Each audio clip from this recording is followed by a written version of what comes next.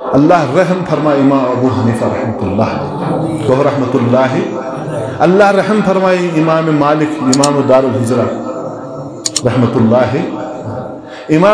جو ہے امام شافعی پہ اللہ رحم فرمائے، کس پہ؟ امام، اور اللہ تعالیٰ رحم فرمائے امام احمد بن حنبل، اللہ رحم فرمائے امام بخاری پہ، محدثین پہ، فقہاء پہ۔ اور صحیح معنوں میں اگر آپ جاننے کی کوشش کریں گے، میں کہتا ہوں اگر ائمہ میں سے، ائمہ دین بہت گزرے ہیں، لیکن یہ چار، میں کہتا ہوں چار اللہ کے ولی تھے۔ کیا تھے؟ کیا تھے؟ اللہ کے۔ کیوں؟ ولی کو کرامت ہوتی ہے۔ کیا ہوتی ہے؟ ولی دو طرح کے، ایک ہوگی جو ہمارے تصور میں ہے ولی، جو کنگن منگن پہنا کر کے لمبے لمبے بال رکھتا ہے، حف کرتا ہے تو دنیا بدل جاتی ہے، لیکن ابو حنیفہ ایسے نہیں تھے۔ انہوں نے فقہ مرتب کیا، اور آج بھی پوری دنیا میں اس کے فقہ کے لاکھوں لوگ معترف ہیں۔ اس کو آپ کرامت کہتے ہیں کہ نہیں؟ ہم بھی ان کا نام جانتے ہیں، سب رحمت اللہ۔ ان کا جنازہ جیل سے نکلا۔ کہاں سے نکلا؟ کہاں سے نکلا؟ سنا ہے کبھی آپ نے؟ کس چیز کے لیے؟ واللہ اس دین کے دفاع کے لیے، اس دین کے، کیونکہ معصوم تو کوئی نہیں تھا، غلطیاں ہر ایک سے ہوتی رہتی ہیں، اللہ کے نبی کے علاوہ کوئی معصوم یہ تھے۔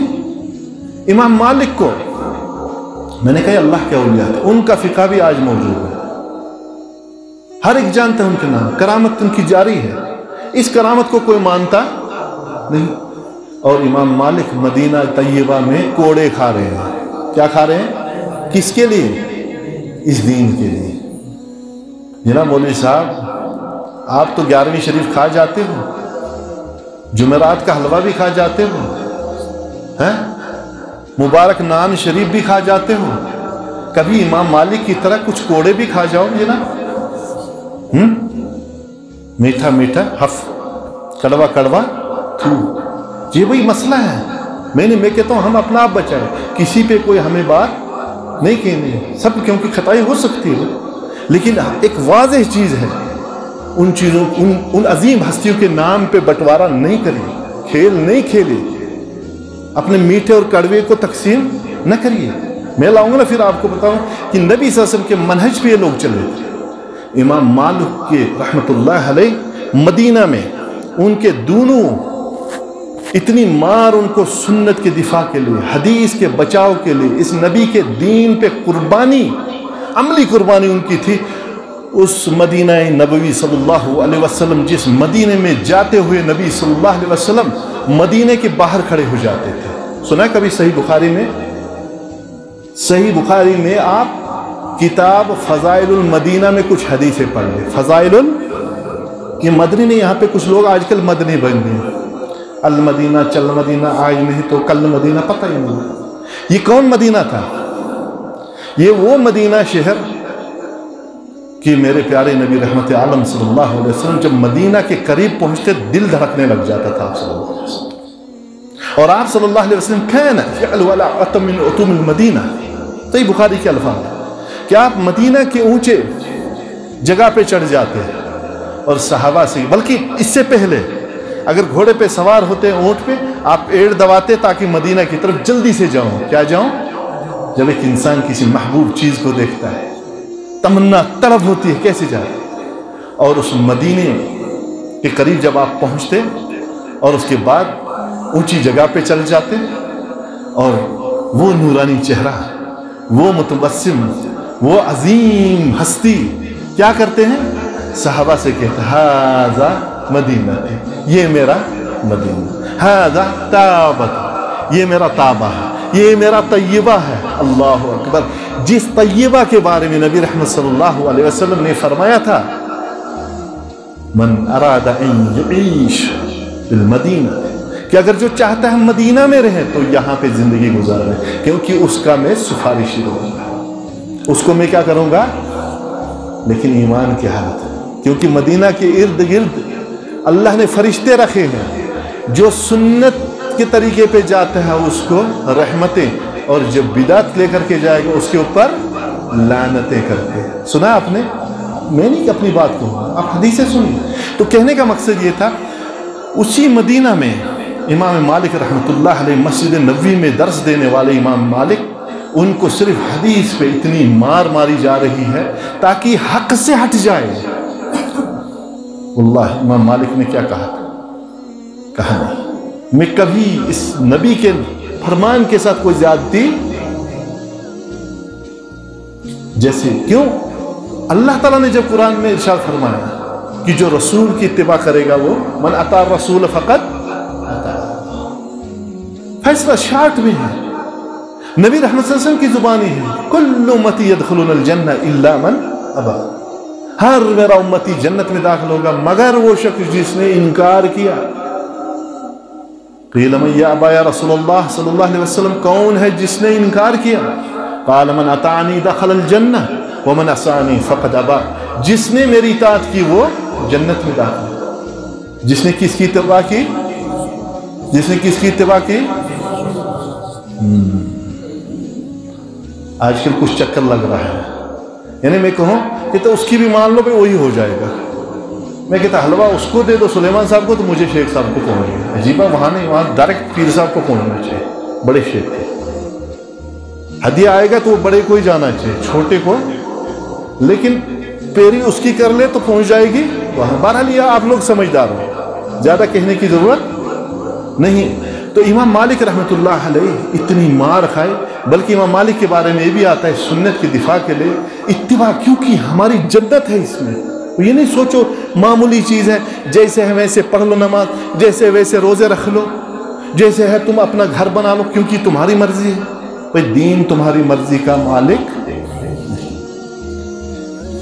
दीन, अगर दीन पे रहना है अल्लाह और उसके रसूल सल्लल्लाहु अलैहि वसल्लम की मंशा और जो तरीका उसके मुताबिक, बस समझ लो रिमोट वहाँ है, आप अल्लाह और अल्लाह के रसूल के उठो उठो, बैठो बैठो, इतना करो। मिसाल मैं आपको दे दूं, सुबह फर्ज कितने रकात हैं? अगर कोई आजकल मॉडर्न ज़माने में 4 पढ़ने लग जाए, ये कंप्यूटर का ज़माना है, कोई बात नहीं, फैसिलिटीज़ अवेलेबल है, इस्लाम से ही गया। तो कहने का मतलब यही, इमाम मालिक रहमतुल्लाह अलैह कहते हैं जब आखिर इनकार किया, जो मस्जिद नबी में दर्स दिया करते थे, क्या करते थे? यही हदीस पढ़ा करते थे, कुरान पढ़ा कर, फिर उसको उसके चेहरे पे कालक डाली गई। क्या डाली गई? जिसको हम कालमू कहते हैं, और गधे पे बिठाया ताकि लोगों को इबरत हासिल हो जाए। ये इतना जो कुरान हदीस कहता है, इस पे जान देना चाहता है, तो ये लोगों को दिखाया जाए ताकि कोई लोग इसकी तरफ देखे नहीं। क्योंकि ये मार का असल शैतान और रहमान के दरमियान है। शैतान क्या चाहता है? रहमान अल्लाह के नाम पे बहुत कुछ कर दो, लेकिन रहमान का एक ही फरमान है, वो उसके नबी की इत्तिबा करे, उसके नबी की जन्नत का रास्ता वही है, बाकी कोई तीसरा। तुम नबी के हो तो इंशाल्लाह अल्लाह भी तुम्हें जन्नत दे। नबी के मुताबिक अगर अमल नहीं करते हो कोई, अच्छा आगे चले। इसीलिए इमाम मालिक रहमतुल्लाह अलैह को गधे पे बिठा के मदीना के सामने हंसते हुए शरीरों के हाथ दे दिया, और जहाँ से इमाम मालिक रहमतुल्लाह अलैह गुजरते हैं लोग हंस रहे हैं। लेकिन कमाल की बात है, कमाल की बात है, सुनिए, इमाम मालिक इतने फ़ख्र से लोगों से कह रहे हैं, लोगों में कोई दीवाना नहीं, मैं कोई पागल नहीं, मुझे किसी बुरी चीज़ पे कालमो नहीं किया गया है, ये सयाही नहीं डाली गई।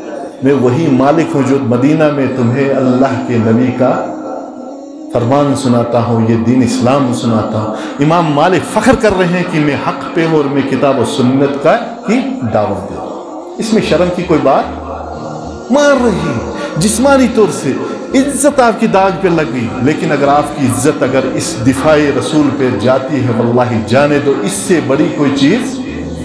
चलिए, इमाम शाफी रहमतुल्लाह अलैह रहमतुन वासिया, इनकी भी कभी सीरत पढ़ो। इमाम अहमद बिन हम्बल रहमतुल्लाह अलैह, इनकी भी कभी सीरत पढ़ो। इमाम अहमद बिन हम्बल जब इराक़ में इनकी जो है वफ़ात होती है, वल्लाही तारीख़ गवाह है, उनके जनाजे को देख करके 20,000 नसरानी मुसलमान हुए। कितने हज़ार? कितने? और आज हमारे कारनामे और करतूत देख करके लाखों यानी इस्लाम छोड़ रहे हैं। तो ये क्या, ये है क्या कि हमने इस्लाम का मुंह कभी दिखाया ही नहीं उनको। कहा इस्लाम है, कभी उसकी चाशनी टेस्ट कराई नहीं। इस्लाम होता क्या है? तो ये इमाम मालिक क्यों, ये इमाम अहमद बिन हम्बल क्यों लोग मुतासिर हुए, क्यों मुतासिर हुए? अल्लाह है, कहते हैं इमाम मालिक, ये जो इमाम अहमद बिन हम्बल, क्योंकि इनका जनाजा जेल से निकला। किससे निकला? तख्लीक कुरान के बारे में जो उन्होंने किया। बल्कि कहते हैं वक्त का बहुत बड़ा डाकू, जो सरगुना जिसको कहते हैं ना कि नाम अबुल हसन नाम का था शायद, या इस किस्म का, कहते हैं उसका जो वहां पे जगह मतलूब डाकू का, एक दिन उसने देखा इमाम अहमद बिन हम्बल को जेल में कोड़े पड़ रहे हैं। क्या पढ़ रहे हैं? क्या पढ़ रहे हैं? कोड़े जानते हो? कभी पहले जो स्टूडेंट होते थे अच्छे पढ़ाई वाले, वो जानते हैं। जब पीठ पे पढ़ती थी ना अच्छे, हम भी जानते हैं। अभी तक मुझे वो सोचता हूँ वो लगती है वो छड़ियाँ, लेकिन आजकल शायद भूल गए हैं क्योंकि टॉफी का ज़माना आ गया, टिकटॉक का ज़माना आ गया। कोड़े अल्लाह बचाए, जब मारते थे खून की छींटें निकल आती थी। इमाम अहमद बिन हम्बल को ये मामूली नहीं। कहते हैं कि उस डाकू ने देखा। अब इमाम अहमद बिन हम्बल के पास गया, कहा मैं कुछ दिनों से आपको देख रहा हूँ, कितने मुबारक आप हो। कहता है कि आप अल्लाह के दीन के लिए, अकीदे के लिए, दिफाई नामों से रिसालत के लिए कर रहे हो। कहा मेरी तरफ भी देख लो। कहता है मैं चोरी के लिए 400 डंडे खा जाता हूँ। कितने के लिए? चोरी के लिए 1000। अब कुछ हैं वो खाते हैं बिदअत के लिए, चोरी के लिए, लेकिन कमाल की बात है अहमद बिन हम्बल तो किसके लिए खा रहा है? कमाल की बात है, आप सुन्नत का काम कर रहे हैं, आपको कोई मारता भी है, ये भी बड़ी चीज़ होती है। लेकिन मार खाना नहीं, मैं आपको सिर्फ तरीका बता रहा हूँ, क्योंकि एक मिशन होता है और मिशन को अच्छे अंदाज से भी आप इंजाम दे सकते हैं और आगे बढ़ा सकते हैं, क्योंकि नबी